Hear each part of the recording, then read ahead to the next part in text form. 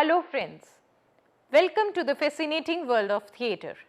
In this episode, we will discuss on one of the interesting topic in theatre, that is Asian theatre. Introduction to Asian theatre. No one Asian tradition of theatre and dance exists. There are at least hundreds of them. Therefore, all generalizations about Eastern or Oriental theatre and dance are usually misleading. However, if we want to compare Asian theatrical traditions with the late 19th to mid 20th century Western mainstream tradition, it is possible to find some essential differences which may be helpful when one is trying to capture some of the characteristics of Asian performing art traditions. The interrelatedness of drama, dance and music. In Asian drama, dance and music are inseparable. In European performing arts, on the other hand, they develop their own ways. Thus, in the West, we talk about text-dominated spoken theatre, music-dominated opera, and dance-dominated ballet. Most of the Asian traditions employ either dance or dance-like stylized movement, while movements are frequently interwoven with the text. In addition to this, most of the traditions are characterized by their own specific musical styles or genres. The acting technique, which employs dance like body language, is usually very intricate and it demands many years of arduous training as Western ballet technique, for example, does. Therefore, in Asia, it is simply not possible to classify stage arts as non-verbal dance or spoken theatre. The interaction between living theatre and puppet theatre in Asia, puppet theatre and one on its variation, shadow theatre, are often regarded as valued classical traditions, whereas in the Western tradition puppet theatre is, with only a few exceptions, regarded merely as children's entertainment.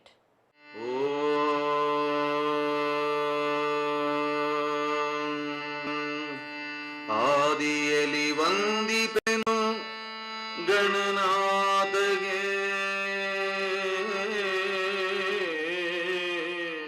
ಅಯ್ಯೋ ಅಯ್ಯೋ ಅಯ್ಯೋ, ನಿಮ್ಗೇನ್ರಿ ಬಂದಿದ್ದು ರೋಗ? ಬೆಳಿಗ್ಗೆ ಹೋಗಿ ಇಷ್ಟೊಂದು ಸಾರಾಯಿ ಕುಡ್ಕೊಂಡು ವಾಲಾಡ್ಕೊಂಡ್ ಬರ್ತಾ ಇದ್ರಲ್ಲ, ನಿಮ್ಗೆ ಮಾನ ಮರ್ಯಾದೆ ಇಲ್ವೇನ್ರಿ? ನಿಂಗೆ ನಿಂಗಿ ನಿಂಗಿ ನಿಂಗಿ ನಿಂಗಿ ಎಲ್ಲಿಟ್ಟಿದ್ದೀಯ ನನ್ನ ಲುಂಗಿ? ಈ ಮೂತಿಗೆ ಲುಂಗಿ ಬೇರೆ ಕೇಳು. ಸಾಕು ತಗೋ, ಮೀಟರ್ ಸೆಟ್ ಐತಲ್ಲ ನೋಡೆ, ಮೊದ್ಲು ಕೆರ್ಲಿ ಸಾಲ ಮಾಡೋದು, ಆಮೇಲೆ ಮ್ಯಾಗಳ ಕೆರ್ಲಿ ಸಾಲ ಮಾಡೋದು, ಊರೆಲ್ಲ ಸಾಲ ಮಾಡೋದು, ಊರ್ ಬಿಟ್ಟು ಹೋಗೋದು. ಅಯ್ಯಯ್ಯೋ, ಇಷ್ಟೇನ್ ಬಂತು ರೋಗ? ಮುರ್ದೆ ಹೋಗ್ಬಿಡ್ತಲ್ಲ. ಈಗ ನೀರ್ಗೆ ಏನಪ್ಪ ಮಾಡೋದು? ಅಮ್ಮ, ಏನ್ ತಾಯಿ? ಯಾರ್ ಸ್ವಾಮಿ? ಬೋರ್ವೆಲ್ ಅಲ್ಲಿ ನೀರ್ ಬರ್ತಾ ಇದೆ, ಅದನ್ನ ದಡ್ಡ ಅಂತ ಒತ್ತಿ ಮುರಿದಾಕ್ಬಿಟ್ಟಿಯಲ್ಲಮ್ಮ. ಅಯ್ಯ, ಮುರ್ದೋದ್ರೋಗುತ್ತೆ ಬಿಡಿ ಸ್ವಾಮಿ, ಸರ್ಕಾರದವ್ರು ಬಂದ್ ರಿಪೇರಿ ಮಾಡ್ತಾರೆ. ಇದನ್ ಹೊಸ್ತ 15 ದಿವಸಕ್ಕೊಂದ್ಸರಿ ಕಾಯಮ್ಮ ಮುರ್ದಾಕ್ತಿವಿ. ಓಹೋ, ನೀವು 15 ದಿವಸಕ್ಕೊಂದ್ಸರಿ ಕಾಯಮ್ಮ ಮುರಿದಾಕ್ತಾ ಇರೋದು, ಸರ್ಕಾರದವ್ರು ಬಂದು ರಿಪೇರಿ ಮಾಡೋದು. ಅಲ್ಲಮ್ಮ, ಇದ್ರ ಬಗ್ಗೆ ಕಾಳಜಿ ಇರಬೇಕು ನಾವು. In Asia, there are dozens of important forms of puppet theatre. One could generalize that shadow theatre usually represents the early strata of puppetry with a long history and religious or magical connotations. In shadow theatre, the silhouette-like figures are often cut from leather or other transparent or semi-transparent materials, and they are seen through a cloth screen while manipulated by one or more puppeteers. The interaction of puppet theatre and living theatre is one of the characteristics of Asian theatrical traditions. there will be several clear examples about how puppet theatre has influenced the structure, acting techniques and other conventions of living theatre and vice versa. Relationship with religion. In Western tradition, dance and theatre were represented from religion after the Middle Ages. In many of the Asian cultures, theatre and dance, however, are still organically related religions and other belief systems today. This deep intermingling of theatre, dance and religion makes it difficult to draw a sharp borderline between dance ceremonies and rituals, as will be apparent later. The preservation of ancient forms. In Europe, there are only a very few, if any, really living ancient performing traditions. Western theatrical traditions is firmly based on existing drama text, some of which are over 2000 years old, but how these texts were originally performed can usually only be speculated upon.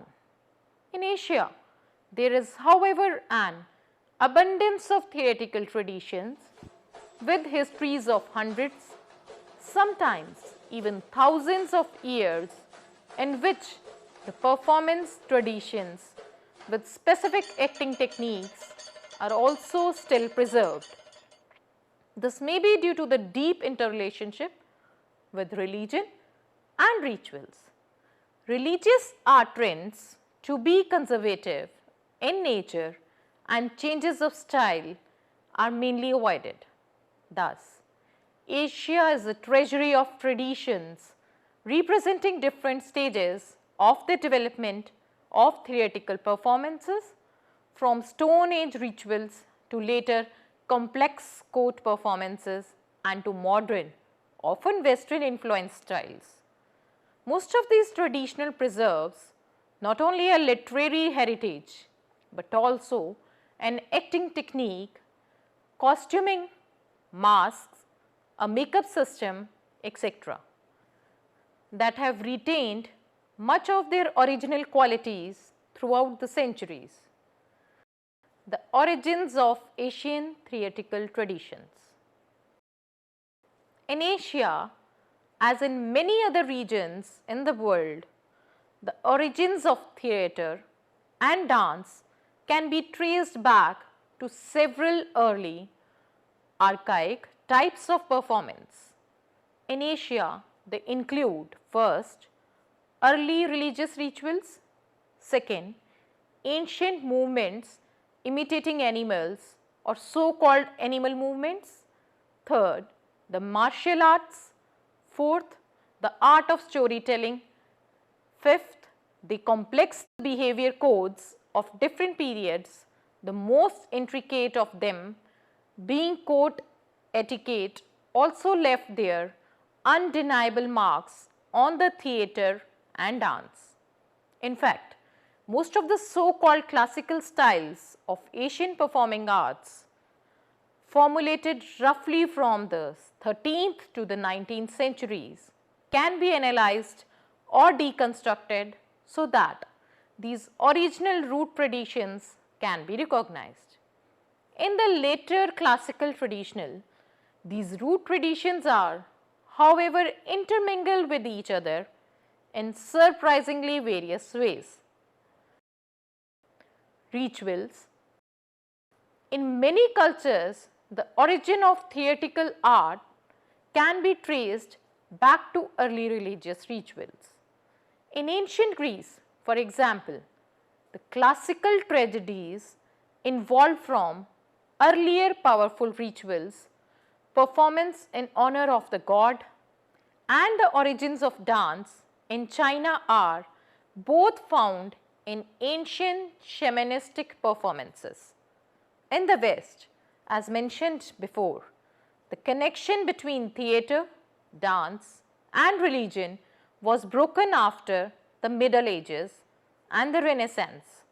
In Asia, particularly in South and Southeast Asia, the bond between the religion and theatre and dance is very strong even today.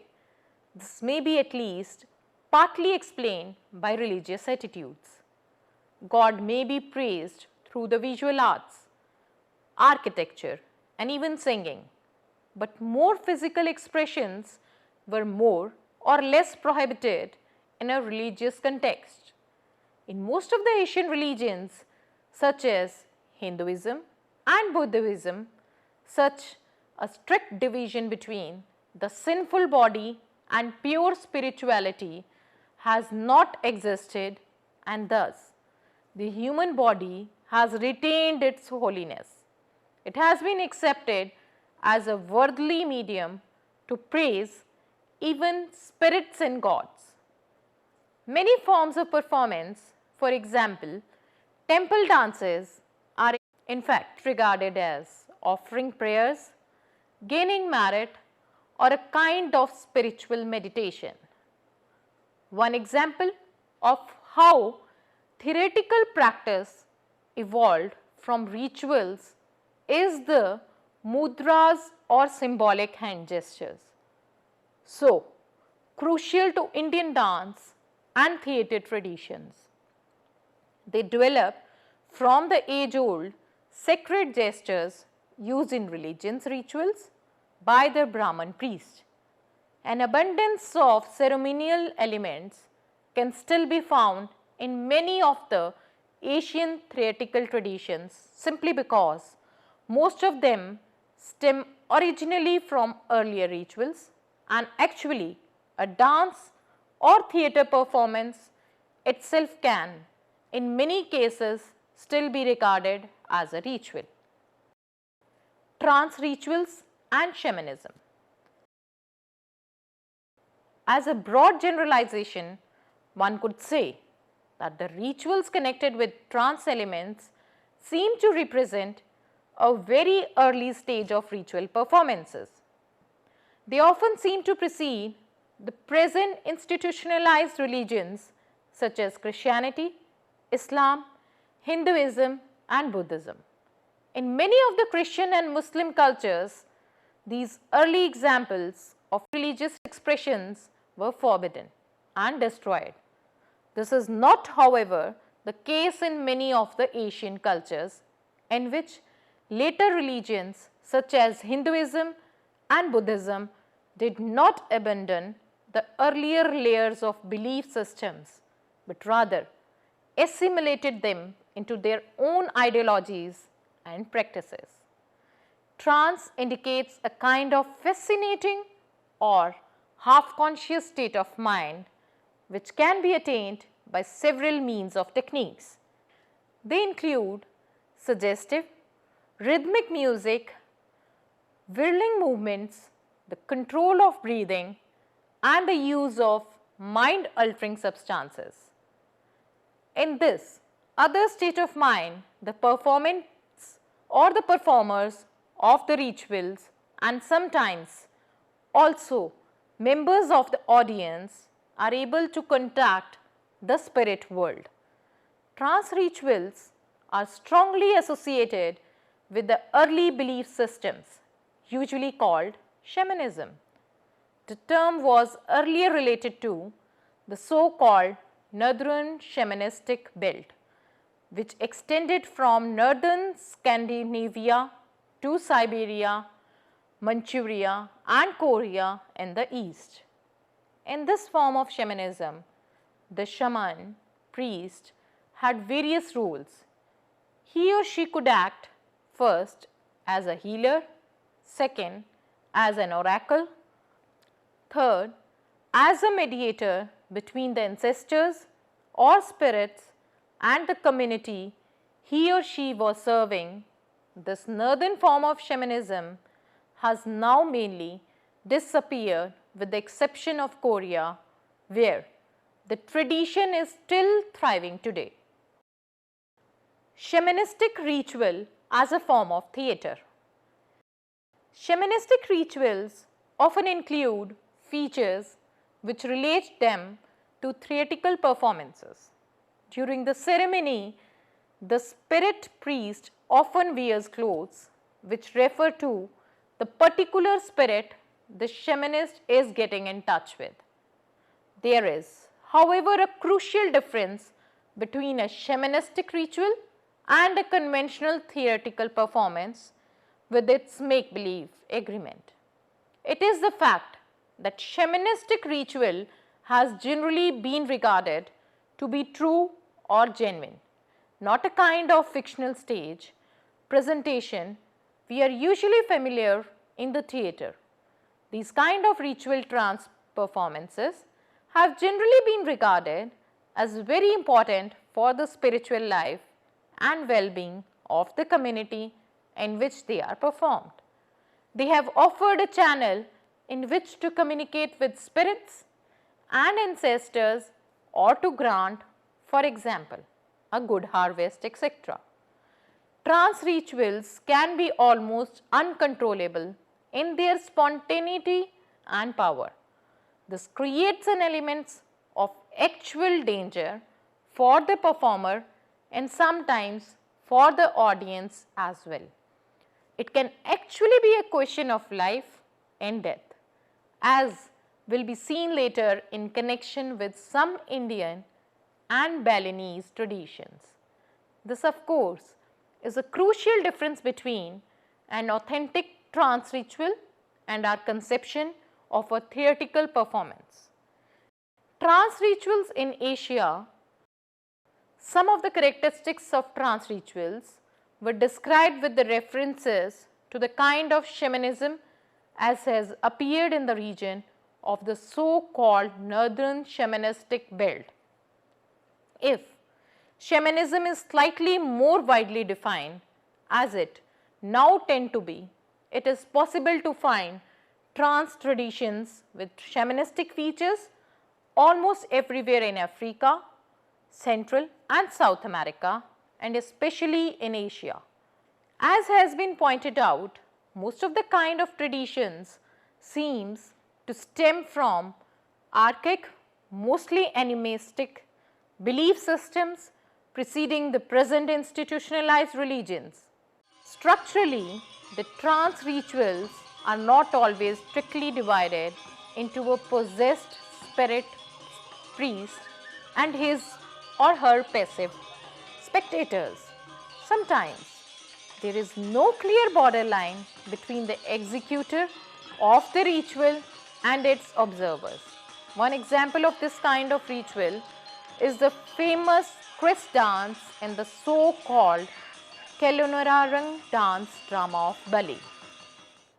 One of its main protagonists is a horrendous witch who has the power to make people turn against themselves.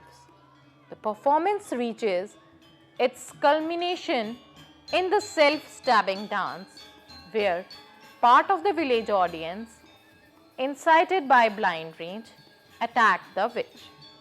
She, however, is able to hypnotize the villagers so that they start to stab themselves with their daggers.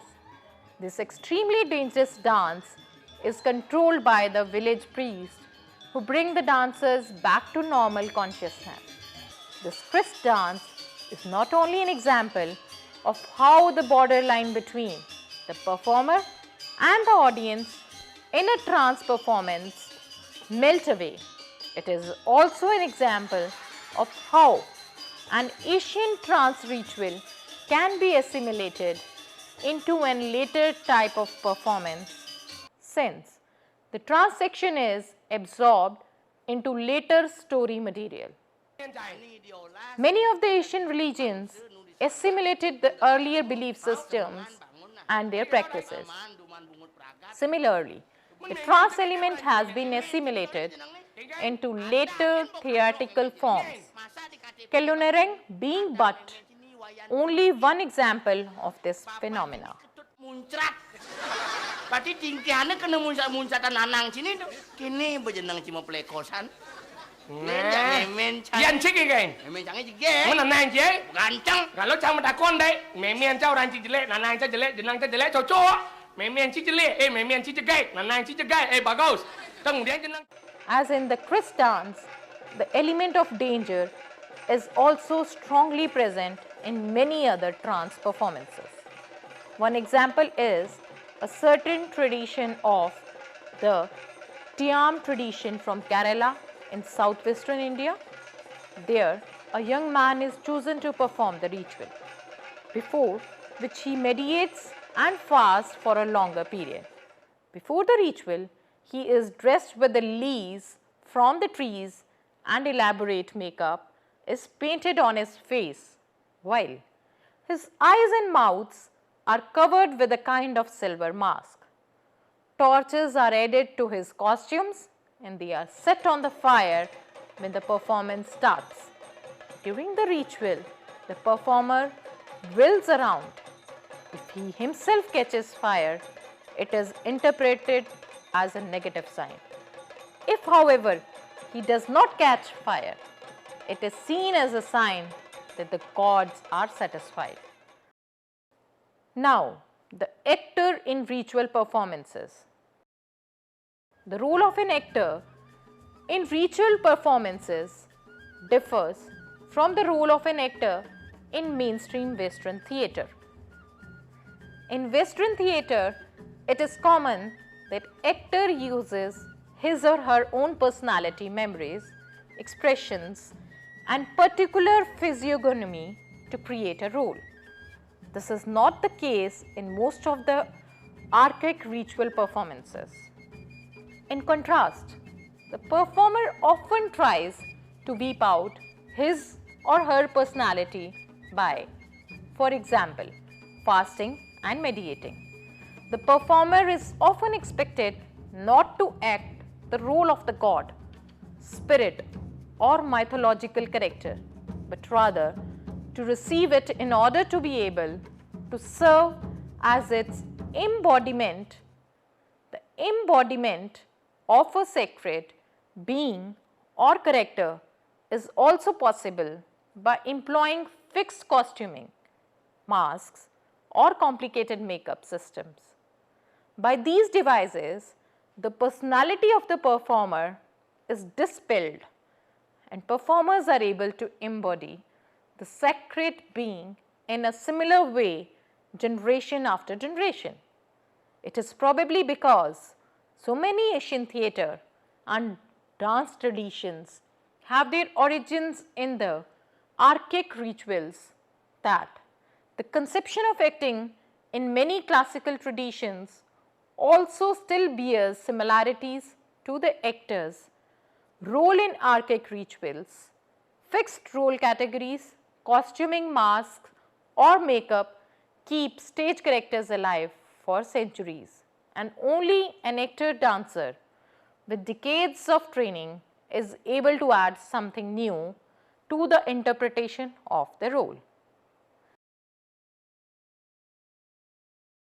So, while concluding, the basic aim is to describe the traditional forms of Asian theatre and dance firmly in their historical context. We will be continuing about the trance rituals in the next episode with the animal movements.